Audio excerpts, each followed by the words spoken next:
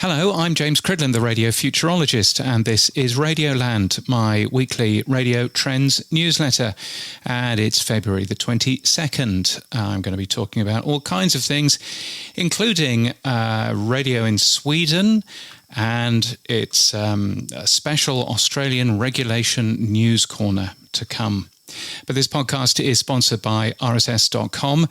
Podcast hosting that's actually free. Unlimited episodes, unlimited storage at rss.com.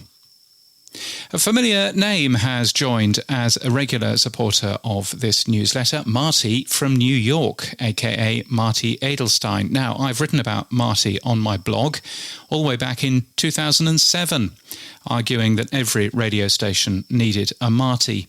He still pops up in my feeds now and again, no longer actually in the 9 to 5 grind in New York City, which must be a great relief to him, but still listening to the UK's Virgin Radio and the station that also replaced it on some frequencies, Absolute Radio. He still comes over to the UK every so often, I notice, from his Facebook feed, so thank you, Marty. You can support this newsletter if you like, dear listener. Buymeacoffee.com/James Cridland is where to go, and for radio stations everywhere, get yourself a Marty. Radar released its Midas Winter 2025 survey, a lot of useful data in there, all about audio listening in the UK. Adam Bowie has taken a look at the numbers. Radio's certainly not dead. There's plenty of impressive numbers in that report, and also plenty of things for us to think about. Radio Ready, it's a new website at radioready.info. Looks like an interesting campaign, seemingly spearheaded by Bauer Media Group, but with plenty of other partners as well, not one of which has sent me a press release about it. But it's a good place to find data and information about how important radio is to have in the car. The list of partners seems very European, with the Australians also taking part. Nothing from the rest of the world, though, particularly North America, which seems a bit of a shame. The US radio industry in particular seems aloof and insular about this sort of thing, but surprised not to see some Canadian participants at the very least. Global aren't listed as a partner, although they kind of are through Radio Centre, but they too have done some nice work getting Global Player into Android Automotive. So it's available inside a ton of different cars now. To be honest, I'm in two minds about whether the right thing to do is to have separate players for each broadcaster or work together on a more inclusive solution. I guess it depends who you think you work for. Do you work for radio or do you work for a specific broadcaster? Well, I suppose you're going to say you work for a specific broadcaster, in which case, yeah, well, that's kind of how these things are going to work, I suppose. AM Death Watch section now, and WGR AM 550 in Buffalo. It's a sports station. And it probably won't be called that anymore because it's to simulcast on both 104.7 and 107.7 in Buffalo, as well as more stations move off the AM band. Also, today, it's a special day in Perth, as ABC Radio Perth moves to 102.5 FM today. I linked to a nice 2-minute piece about its AM transmitter, which will fall silent in a couple of months. The ABC has also run a number of pieces up to the switch off, some older voices welcoming the switch, a look at some of the history, and an oddly defensive piece saying that nothing will change with its programming. There's a sort of feeling that an FM broadcaster is something slightly different to an AM broadcaster, whereas in reality it's just all about the content, isn't it? Anyway, the ABC has also covered Kalamunda Community Radio, which needed to switch down the dial as a result, and good on them for doing that. Some impressive promotion of a podcast I linked to today, but it strikes me that radio stands to benefit even more from this sort of thing. Advertising on petrol pumps. As you put the nozzle into the car, you get a little clip of a podcast, which I thought, what a brilliant idea, and also horrifying at the same time. But it's pretty cool. You should check that one out.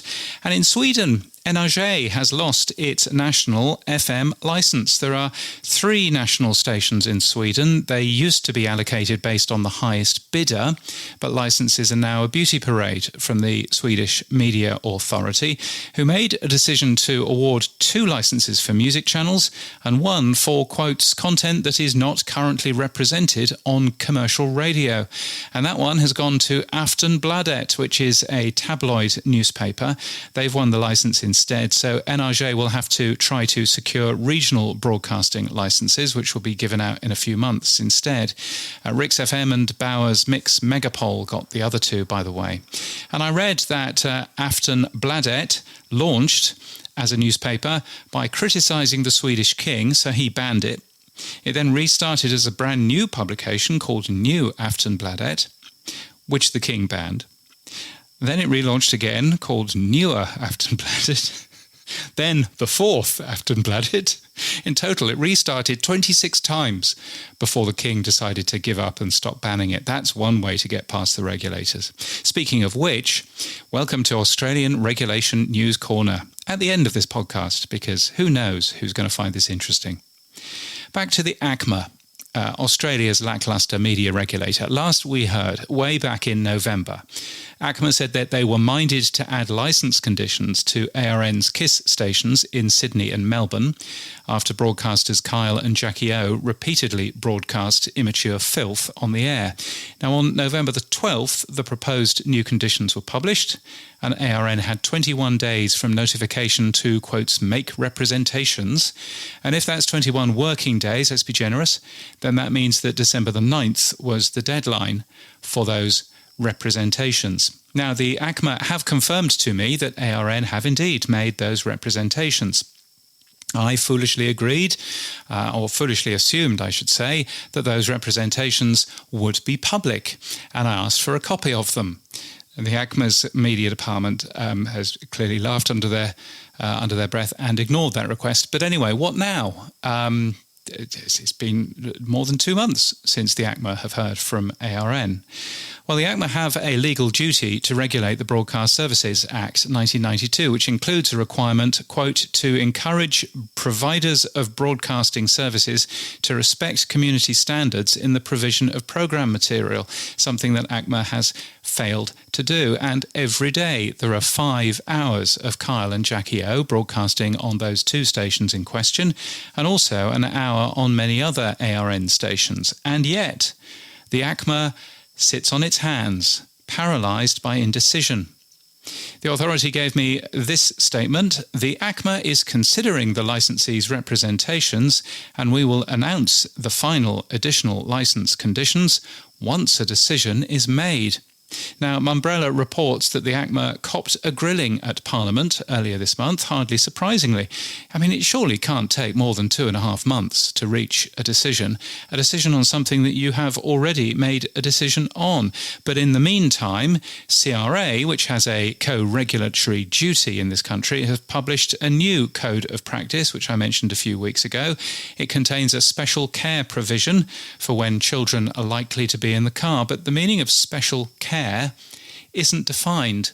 And the ACMA said in Parliament that this might mean warnings before certain segments, which to me sounds as if broadcasters can just get away with a jaunty faux warning at 8:05 a.m, suggesting that the next 55 minutes might contain adult themes, because after all, nobody will actively tune in at 8:06 a.m, will they? Ours is a proper grown-up industry, by the way. Now, where am I speaking next? I'm speaking at Radio Days Europe in Riga in Latvia. That is next. I am doing a talk called The Future of Audio is People Powered. Actually, I'm doing more than that. I'm doing another thing as well, which I don't know if I can tell you yet. But certainly my keynote will be all about how the way people consume media is changing and, frankly, what makes radio truly unique. And what part does video play, and how do we do it in a resource-efficient way? Lots of data, lots of things to think about, lots of reasons why you shouldn't be listening to me in the first place as well. But I hope to see you there. Riga in Latvia is where it'll be, March the 22nd to the 24th. RadioDaysEurope.com is where to get those tickets for that. And you should definitely do that. It is a real highlight of the broadcasting year in terms terms of conferences and things, and wrap up warm.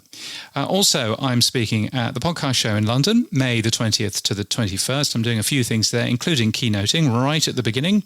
You can get yourself tickets for that at podcastshowlondon.com. That's podcastshowlondon.com. I'll also be recording a live podcast towards the end of the second day as well with Sam Sethi, and that should be good fun to do. Hopefully I will see you at one of those, and those are the only two things that I'm speaking at for this year so far. So nice and quiet, but we'll see if that changes. And thank you to the many supporters of my newsletter, including Marty from New York, our newest supporter. Also Gavin Watson, Greg Strassel, Sam Phelps, Richard Hilton, Emma Gibbs, Jocelyn Abbey and James Masterton for being regular supporters.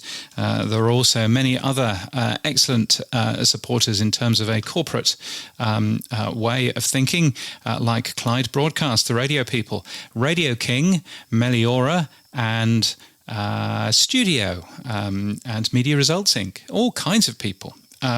So bunch of folk there. If you would like to join them, then please do buy me a coffee. That would be lovely. buymeacoffee.com/James Cridland is where to go there. You can give regularly, as Marty from New York has decided to do, or you can just give a one-off coffee, and that's all cool as well.